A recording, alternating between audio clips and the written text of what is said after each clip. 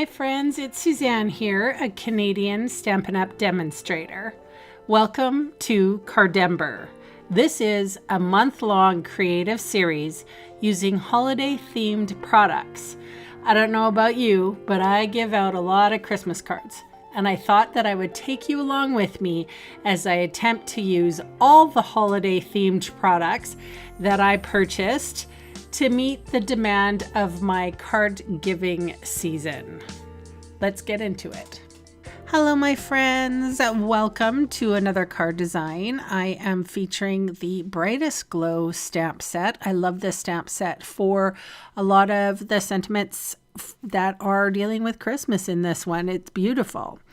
I'm also going to be featuring some designer series paper. But first, I have a slimline card here that is a Bermuda Bay card base. It is sized 8.5 by 7.5, scored in the middle at 3 3/4. This piece is 8.5 by 3 1/4, and I'm finding the center of this, which is 4 1/8. I'm going to make a little tick mark with my pencil so that when I come in with my sentiment, that it is going to be directly in the middle. Sometimes with these longer cards, these slimline cards, it's actually very difficult to get everything straight.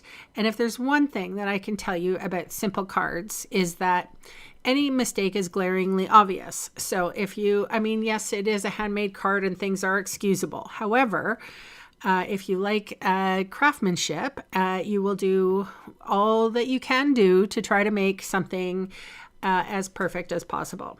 And that's what I've done here. So especially with simple cards, every mistake can become glaringly obvious. So that's something you want to try to avoid. So what I ended up doing here was going in with my blending brush and blend away with Balmy Blue.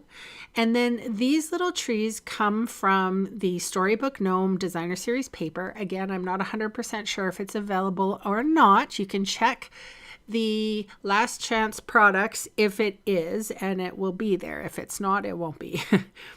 Simple as that, right? We know that this paper, it will retire for sure by the end of this catalog period, which is December 31st, pretty much. So here are the little trees, and then I've come in with, let's see, these are called red and green adhesive backed pearls, and there is green, red, silver, and gold. And I went with the 3 greens because I wanted to sort of be matchy-matchy.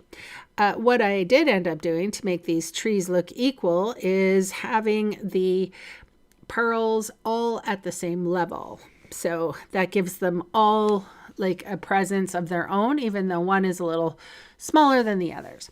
So I squeezed a little bit of Wink of Stella onto my acrylic block, and now I am flicking some of the Wink of Stella over top of my blended, ink blended background, just to give a little bit more interest and zhuzh to my card design.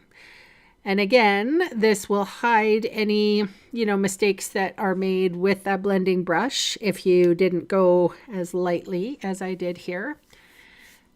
Sometimes these little tricks, they are handy to help hide mistakes. So because there's wet on my card, I don't want to smear anything. So I decided just to put dry adhesive on my card base.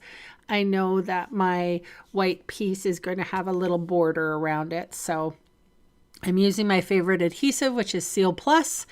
And I'm adhering my card front to my card base. And this actually is going to I think this is one of my best girly friends in Vancouver Island. So happy Christmas, Linny and family. All right, I'm just fussing with it to make sure that I have a correct border. And that is my card for one of my best friends. I will see you in the next video. Bye for now.